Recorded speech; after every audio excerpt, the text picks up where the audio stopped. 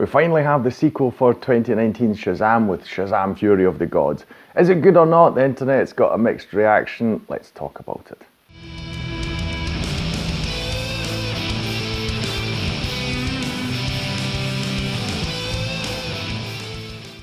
Hi, my name's Stu and welcome to another review video on Flying Wiener. When I say the internet's got a mixed reaction, I'm more talking about that, the critical reception, let's put it that way. It hasn't been overwhelming. If you want the short and sweet opinion, I think it's a hell of a fun film. I feel it continues on 2019's story and, feel and intentions very, very well. It's definitely a worthy sequel. So I feel if you hear talk about it being a bad film, I feel that's not at all warranted. Obviously we'll get into the details, but just so you know, overall I'm a huge fan of 2019's Shazam. Funnily enough, I've got this t-shirt. I got this actually on my honeymoon, which was in 2019. I just loved the film so much. I had read some comics involving Shazam previous to that, but the film really won me over. And when I saw this t-shirt on my honeymoon in Singapore, I just had to grab it. I just loved it.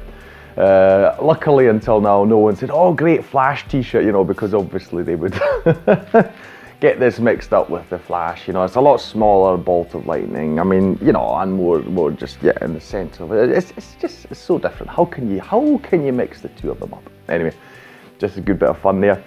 But yes, 2019 Shazam I thought was just, it reminded us that, most of us, not all of course, but most I feel are, come to the comic book genre or comics in general, as children, where it's about this wish fulfillment. Most children just, dream about maybe being a superhero, and how cool would it be to have not only powers but help people and save people in dangerous situations.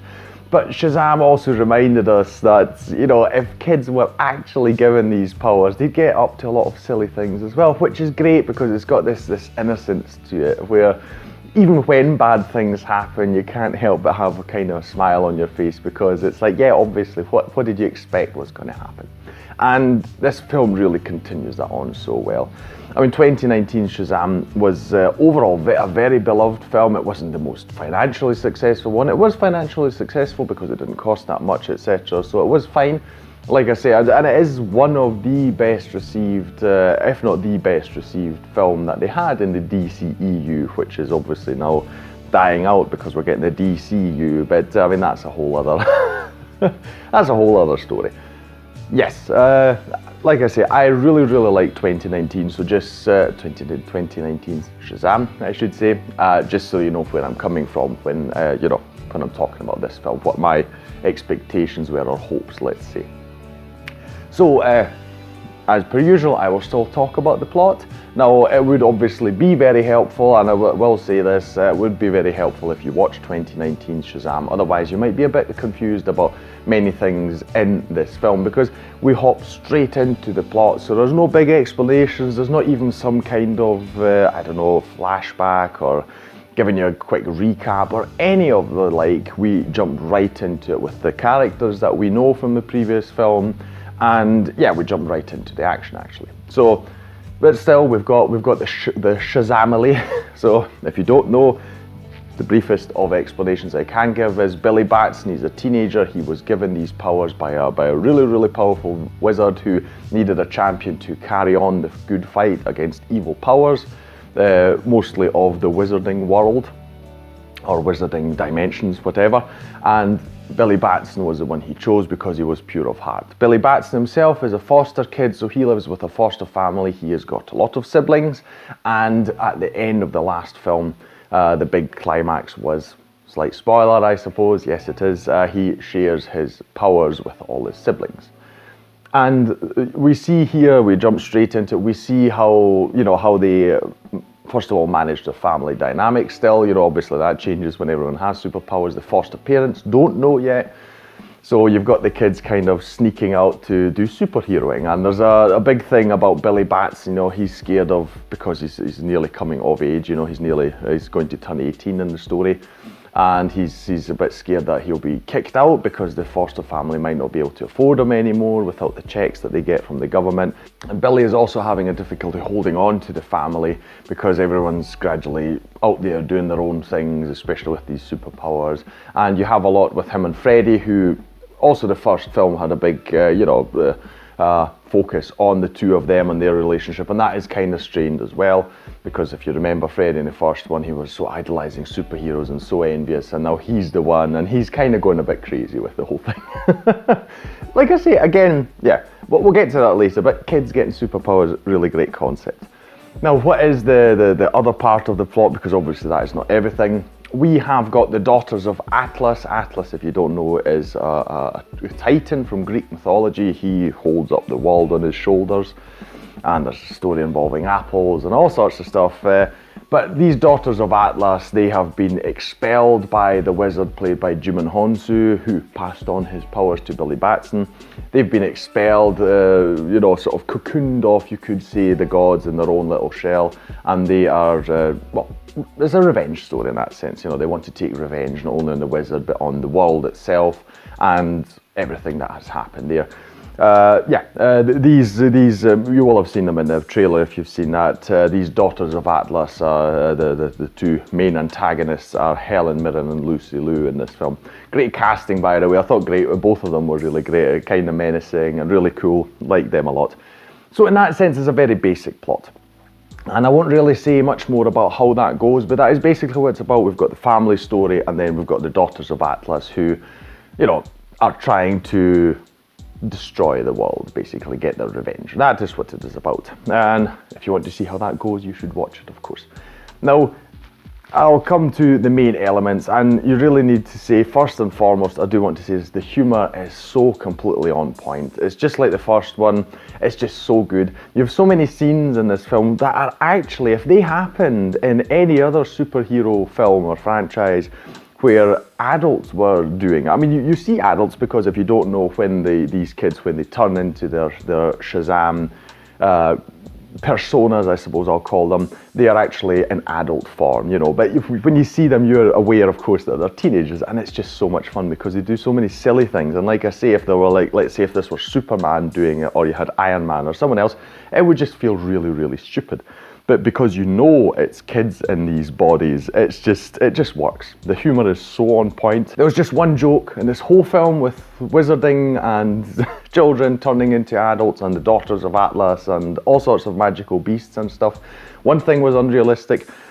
You can't tell me a 16, 17-year-old knows who Destiny's Child is in this day and age. I'm sorry, but there's a reference in the film. If you've seen it, you'll know it. It's a really funny joke. I thought it was brilliant, but it was just a bit weird because how would he know Destiny's Child? Anyway, just a bit of fun there. But yes, the humour is so on point. I went to the cinema with my brother and we laughed so much. There was so many good, funny moments in here. And thinking about to me, the worst phase in the MCU when it comes to humour was sort of around phase 2, going into phase 3, where you had just all this constant quipping, and it was like, oh, we need a one-liner in absolutely every scene. And for me, in many scenes, actually took me out of it, because it was just silly. I enjoy humour when it's done well in the MCU, but that phase, I really, really disliked it when they sort of forced the humour into stuff, really disliked it. And here, we see how it's done so well, because you have got, at times, really silly jokes, but they work because we've got the kids here. So this is one of the best examples of humour done so well, and really it fits the situation. So they really took a lot of time to think about what would these kids do and what would some of the silly things be that they do. So yeah, it's just so well crafted when it comes to the humour. I love the characters, the family is great, all the family dynamics and how they get on with each other. If you enjoyed that in the first film, which was quite possible, if you've seen the film, most people did enjoy that. You'll enjoy how that continues on here and how it expands the story of this family. Like I said, the villains are really great. I enjoyed them quite a lot. It is a lot of paint by the numbers, and I think that is one of the main criticisms that the film has, coming into that it doesn't do much new and it is very basic, which is absolutely true. You know, it doesn't do much new. The villains aren't, you know, in any way really special. The story beats are really what you expect, but the execution is all just so much fun to watch on screen. So it's something that not every superhero film needs to do something new. We are really in a weird phase right now where the bar, I feel, is set so high, and it just feels unfair because Shazam! Fury of the Gods is just such a fun film. It just deserves to stand on its own, you know, just go to the cinema and just enjoy yourself, because it's really, really hard not to come out of this film with a grin on your face because it's just so much fun. And people need to remember there were times when we didn't need it all connected and, you know, high stakes. And I mean, there are high stakes in this as well, but, you know, it doesn't feel that high stakes and such. If you get, you know what I'm talking about. It doesn't, not every film needs to be like that. And we'll see what happens in the future, you know, with Shazam. I really, really hope that we get to keep Shazam. I love this character, I love the family and the dynamic and all this stuff. Obviously they're getting older, but still, you know, you can still make it work in some way. But still, I just love the whole dynamic of it. Like I said, it's very unique because we don't have this anywhere else where you've got children as superheroes, and they just use that dynamic so well. I was so hopeful that we would get the, you know, Shazam and Black Adam crossover film, which I remember would have been the next step in a DCEU. Now, if you don't know, I did a review on Black Adam back when it came out, and I really loved it. I'll leave a link to that review at the end of this one. So I was hoping so much it was going to be a crossover. I'm still hoping there will be, because it would be so brilliant, and I just think it would go so well. Thinking about, because Dwayne Johnson did a great job of portraying Black Adam in that film, and just thinking about that character up against the Shazam alien, just, you know, just how that would mesh, especially after having first, you know, battled the Justice Society, and now you've got these kids and the ideologies. That would be so much fun. I really hope they'll continue. At this point, we don't know what's going to happen to Shazam in the new DCEU. There are post-credit scenes that hint at stuff, but from what I've seen, these were filmed way back before, you know, they said, no, we're going to do everything new, so it's all up in the air. But, you know, you don't have to care about universe tie-ins and all these things. That's what Marvel does, and I feel DC going forward, they should just focus on individual stories. If there's a team-up that somehow happens down the road, do it, fine, it's always a fun thing, but it really should not be the main focus, you know, so that's why I'm hoping we'll still get, you know, Shazam in the DCU. Such a great and fun film. Watch it, you know, really support it. I feel this is definitely, it's still one of the more unique comic book properties out there. You know, it's definitely not Ant-Man Quantumania. This feels so different, so refreshing to just have a simple comic book thing, you know, without trying to tie in all sorts of stuff. Really great.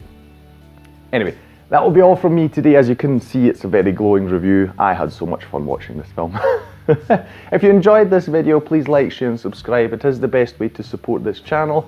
Leave a comment down below, you know, about if you've seen the film, what did you think of it compared to 2019's Shazam? What did you think? What did you think in general? Are we going through a superhero fatigue? Do you think that's just bollocks? To say it very British. You know, and are people just so focused on, you know, the big MCU and comparing everything with that, etc. And wouldn't it be better if we just had some simple stories in between like this? Anyway, anything you want to say, put it down in the comments below. I'll thank you for watching this video, and I'll see you in the next one on Flying Wiener. Take care, bye.